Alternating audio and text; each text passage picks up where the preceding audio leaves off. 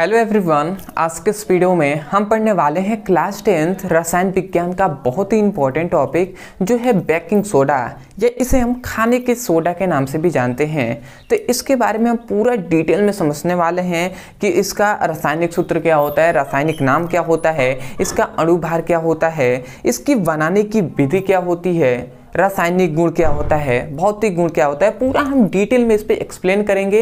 ये आपके board exam में 5 नंबर में आपसे पूछ लिया जाता है, तो बहुत ही इंपॉर्टेंट टॉपिक है। चलिए हम देख लेते हैं। तो यहाँ पे हमने लिख दिया है बेकिंग सोडा, या इसे हम खाने के सोडा के नाम से भी जानते हैं। तो सबसे पहला तो इसमें यही क्वेश्चन आता है कि इसका रासायनिक सूत्र क्या होता है। तो सबसे पहला इसका क्वेश्चन आपसे कोई भी पूछ लेता है जो है रासायनिक सूत्र, या इसे हम केमिकल फॉर्मूले के नाम से भी हम जानते हैं। तो सबसे पहला यदि हम रासायनिक सूत्र पे बात करें तो इसका रासायनिक सूत्र आपको याद होना चाहिए, जो होता है NaHCO3। ये फॉर्मूला आपको याद रखना है, NaHCO3। ठीक है, ये इसका क्या है, केमिकल फॉर्मूला है। ठीक है, दूसरा आपसे इसमें पूछ लिया जाता है, मैं इस कलर से लिख दे रहा हूँ। दूसरा आपसे पूछ लिया जाता है कि इसका रासायनिक नाम क्या है। क्या रासायनिक नाम? तो यदि हम इसके रासायनिक नाम पे बात करें तो इसका रासायनिक नाम होता है सोडियम बाइकार्बोनेट। क्या होता है? सोडियम बाइकार्बोनेट, या इसे हम कहते हैं, दूसरे में हम कह सकते हैं कि sodium hydrogen carbonate. Hydrogen carbonate. ठीक है, तो ये दो नामों से जाना जाता है, ज़्यादातर सोडियम बाइकार्बोनेट के ही कहते हैं। तो सोडियम बाइकार्बोनेट कहे या सोडियम हाइड्रोजन कार्बोनेट कहें बेकिंग सोडा को, या खाने के सोडा को, जो अपने हम क्या करते हैं खाने में इस्तेमाल, मतलब भोजन पकाने में इसमें जो क्या होता है उपयोग किया जाता है। ठीक है, अब आता है इसमें तीसरा आपसे क्वेश्चन पूछा जाता है जो बहुविकल्पी में ज़्यादातर पूछा जाता है, जिसका अणु सूत्र आपसे पूछ लिया जाता है कि इसका अणु सूत्र क्या होता है। मतलब मॉलिक्यूल्स जो फॉर्मूला होता है, मॉलिक्यूल्स जो क्या होता है, अणु सूत्र नहीं, अणुभार। अणुभार पूछा जाता है। ठीक है, तो मॉलिक्यूलर वेट यदि आपसे पूछा जाए तो इसका याद रखेंगे 84 होता है। ठीक है, इसका याद रखेंगे। और यदि कहा जाए कि अणु सूत्र बताइए तो आपको यही बताना है NaHCO3। तो आशा करते हैं कि आपको जो 3 इंपॉर्टेंट है ये आपको समझ में आ गया होगा। ये आपके बोर्ड एग्जाम के लिए ऑब्जेक्टिव टाइप क्वेश्चन, मतलब बहुविकल्पीय के लिए बहुत ही यूजफुल है। तो इस 3 को आपको छोटा है पर याद रखना है। अब आता है अंतिम, जो हमारा इंपॉर्टेंट, ज़्यादातर इंपॉर्टेंट है क्योंकि ये 3 नंबर में पूछ लिया जाता है, जो कहा जाता है कि बेकिंग सोडा की बनाने की विधि बताइए। ऐसे आपसे क्वेश्चन आता है। तो आप क्या लिखेंगे? तीसरा इसमें आप लिखेंगे। चौथा आपसे पूछा जाता है बेकिंग सोडा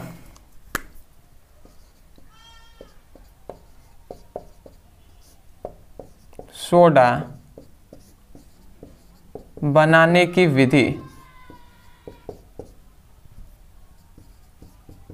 बेकिंग सोडा को बनाने की विधि, या इसे हम निर्माण की विधि के नाम से भी जानते हैं। तो ये कैसे बनता है बेकिंग सोडा, मतलब ये तो देखिए कैसे बनता है। तो यहाँ पे एक मैं फॉर्मूला लिख रहा हूँ, मतलब एक समीकरण में अभिक्रिया लिख रहा हूँ, इसको आपको ध्यान से समझना है। सबसे पहले हम लेंगे Na2CO3, मतलब सोडियम कार्बोनेट हम लेंगे। तो यदि सोडियम कार्बोनेट के जलीय विलयन में, जलीय विलयन मतलब H2O, जब इसमें हम सोडियम कार्बोनेट को जल में घोल देंगे तो जलीय विलयन हो जाएगा। तो हम यही कहेंगे सोडियम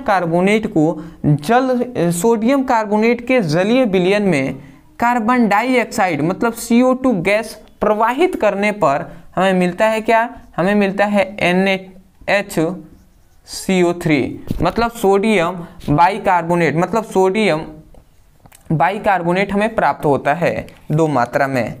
तो आशा करते हैं आप समझ रहे होंगे। ये क्या है? ये है सोडियम कार्बोनेट। मैं यहाँ पे लिख दे रहा हूँ सोडियम कार्बोनेट। ये जल है तो जल इसमें जब घुल जाएगा तो सोडियम कार्बोनेट का जलीय विलयन कहलाएगा। तो हम यही कह रहे हैं कि सोडियम कार्बोनेट के जलीय विलयन में ये क्या है, कार्बन डाइऑक्साइड गैस है। तो सोडियम कार्बोनेट के जलीय विलयन में कार्बन डाइऑक्साइड गैस को प्रवाहित करने पर सोडियम बाइकार्बोनेट प्राप्त होता है। ये क्या है, सोडियम बाइकार्बोनेट है। तो सोडियम बाइकार्बोनेट प्राप्त होता है। तो आशा करते हैं आप बोल देंगे कि सोडियम बाइकार्बोनेट के जलीय मतलब सोडियम कार्बोनेट के जलीय विलयन में कार्बन डाइऑक्साइड गैस को प्रवाहित करने पर सोडियम बाइकार्बोनेट प्राप्त होता है। चलिए हम यहाँ पे लिख भी देते हैं। आप लिखेंगे सोडियम कार्बोनेट के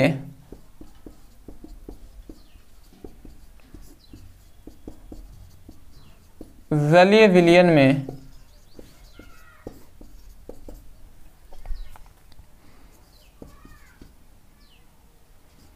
कार्बन डाइऑक्साइड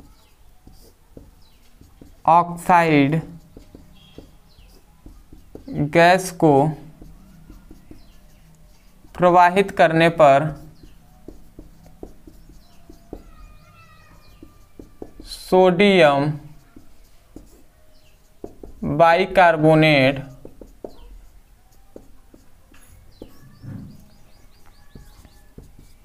प्राप्त होता है। तो आशा करते हैं आपको ये और उसके बाद ये समीकरण आप लिख देंगे। तो आशा करते हैं यहाँ से ही आप इसको बोल देंगे, आपको समझ में आ गया होगा। अब इसमें इम्पॉर्टेंट है जो आपसे 2 टॉपिक और पूछ लिया जाता है। पहले इसका भौतिक गुण आपसे पूछ लिया जाता है। हम सब एक एक करके डिस्कस करते जाएंगे, आपको केवल आपको ध्यान से समझना है। अब आता है इसमें भौतिक गुण, ठीक है। तो इसको हम देख लेते हैं। तो देखिए भौतिक गुण में इसका आप लिख सकते हैं कि जो क्या होता है, बेकिंग सोडा मतलब जो खाने का सोडा होता है वो एक सफ़ेद क्रिस्टल ठोस होता है, ठीक है। तो आप क्या लिखेंगे, यह एक सफ़ेद क्रिस्टलीय ठोस होता है, ठीक है। मतलब ये एक सफ़ेद कलर का होता है, इतना है आप केवल समझिए कि इसको हम देखेंगे तो सफ़ेद होता है। जैसे कि आप छोड़िए, ज़्यादा एग्जांपल नहीं दिया जाएगा। जो आप देखे होंगे जैसे कि कुछ आटे का कुछ भी बनता है, जैसे कि जो हम कह सकते हैं आटे में चीनी मिलाकर जो बनाया जाता है, ठीक है। तो क्या होता है, आटे को जब हम क्या करते हैं, ज़्यादा नर्म करना होता है तो उसमें हम बेकिंग सोडा जो सफ़ेद कलर का होता है उसको हम डालते हैं, जिससे क्या होता है वो थोड़ा सा नर्म हो जाता है आटा, जिसकी वजह से क्या करते हैं जब तेल में हम उसको डालते हैं तो वो ज़्यादा फूलता है, ठीक है। तो इसके लिए भी उपयोग होता है। जो आपने जो इमरती मतलब जलेबी देखा होगा, तो जलेबी में भी क्या किया जाता है, जब मैदे को क्या किया जाता है, मिलाया जाता है, मिक्स किया जाता है पानी में, तब भी उसमें भी क्या किया जाता है, बेकिंग सोडा को डाला जाता है, जिसकी वजह से क्या हो, जो इमरती हो मतलब जो जलेबी हो वो ज़्यादा क्या हो, थोड़ा सा बड़ा बड़ा दिखे, ठीक है। तो ऐसा होता है, इसको आपको याद रखना है। इसलिए कहा जा रहा है कि ये एक सफ़ेद क्रिस्टल होता है। और दूसरा आप इसका दूसरा गुण आप याद रखेंगे कि ये क्या होते हैं, जल में विलय होते हैं, जल में विलय होते हैं। ये 2 टॉपिक आपको याद रखना है। आप स्क्रीनशॉट ले लीजिए, उसके बाद हम रासायनिक गुण भी देख लेते हैं, ठीक है। आप स्क्रीनशॉट ले लीजिए। तो आशा करते हैं दोस्तों आपने अच्छे से स्क्रीनशॉट ले लिया होगा। तो इसका अंतिम जो टॉपिक है जो है इसका रासायनिक गुण क्या होता है, इसको हम देख लेते हैं। तो यहाँ पे हमने लिख दिया है रासायनिक गुण। अब इसका हम देख लेते हैं रासायनिक गुण। तो देखिए रासायनिक गुण आपको याद रखेंगे, यहाँ पे एक मैं समीकरण लिख रहा हूँ, इसी से आपको याद रखना है। देखिए हम यहाँ पे लिख रहे हैं, सबसे पहले हम ले ले रहे हैं सोडियम बाइकार्बोनेट को, मतलब NaHCO3। तो NaHCO3 क्या है, सोडियम बाइकार्बोनेट है। तो हमने सबसे पहले सोडियम बाइकार्बोनेट को लिया।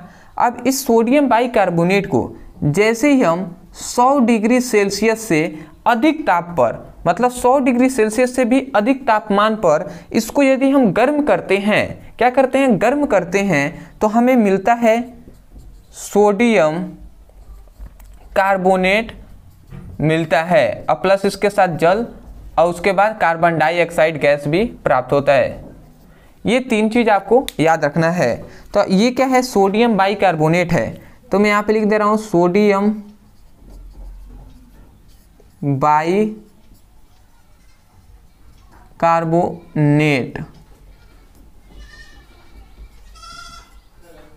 ठीक है, तो आप कहेंगे सोडियम बाइकार्बोनेट को 100 डिग्री सेल्सियस से अधिक तापमान पर गर्म करते हैं तो सोडियम कार्बोनेट प्राप्त होता है। मतलब तब सोडियम बाइकार्बोनेट सोडियम कार्बोनेट में बदल जाता है। ठीक है, ये सोडियम कार्बोनेट है। ठीक है, सोडियम कार्बोनेट में बदल जाता है। तो आप क्या बोलेंगे, आप इसको ही देखकर बोल नहीं देंगे, रासायनिक गुण में लिखेंगे कि जब सोडियम बाइकार्बोनेट को 100 डिग्री सेल्सियस से अधिक तापमान पर गर्म करते हैं तो सोडियम बाइकार्बोनेट सोडियम कार्बोनेट में बदल जाता है। यही तो बात आपको सिंपल वे में लिखना है। जैसे गर्म किया हमने इसे, ये हमें प्राप्त हो गया, तो इसका मतलब ये एक्सचेंज हो गया है इसमें। तो हम यही लिखेंगे कि जब सोडियम बाइकार्बोनेट को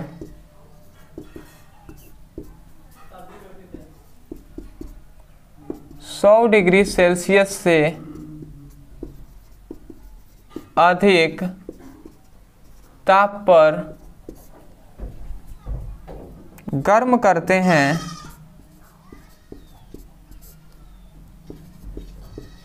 तो सोडियम कार्बोनेट